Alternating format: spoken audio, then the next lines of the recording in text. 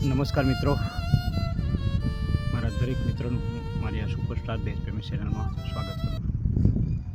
મિત્રો, મેં ઘણા એવા લોકોને જોયા છે જે કહે છે કે યાર આપણને કોઈનાથી કોઈ ફરક નથી પડતો, કોઈ આપણી સાથે વાત કરે યા ના કરે, કોઈ ફરક નથી પડતો.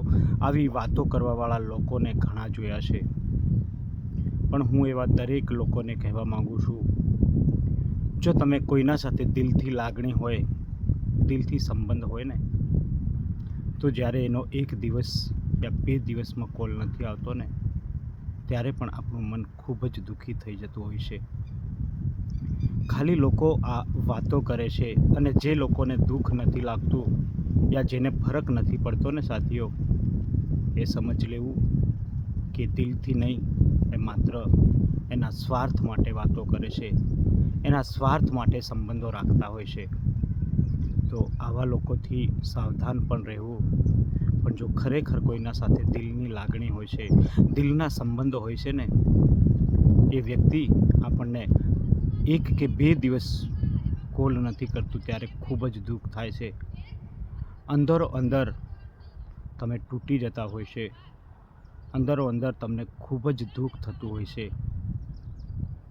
ભલે ને તમે કોઈને કહેતા ના હોય, તમે કોઈને જણાવવા નથી માંગતા, યા તમે એ વ્યક્તિને કહેવા નથી માંગતા, પણ તમારો ચહેરો, તમારો હાવભાવ, એ બધી જ જગ્યાએ એની અસર થઈ જતી હોય છે.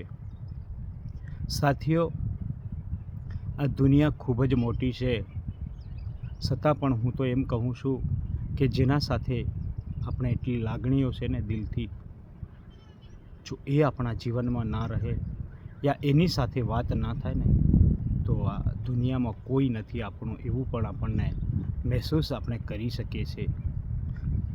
આપણને એવી લાગણી અનુભવે છે એના પ્રત્યે, એના સંબંધોને લઈને.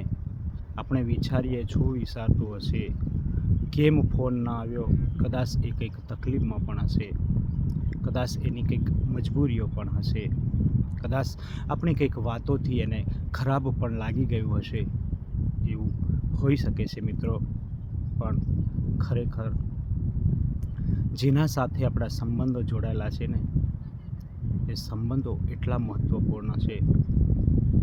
એ દુનિયામાં આપણને દરેક ખુશીઓ આપી શકે છે, અને એના વગર આપણા પાસે ઘણું બધું હોય, જમીન જાયદાદ, કરોડો રૂપિયા, કરોડો ભાઈબંધ, પરિવાર, બધું જ હોવા છતાં પણ આપણને એકલું લાગે છે. આપણું મન પણ કામ નથી કરતું, સીધી દિમાગ પર પણ અસર થઈ જતી હોય છે. ત્યારે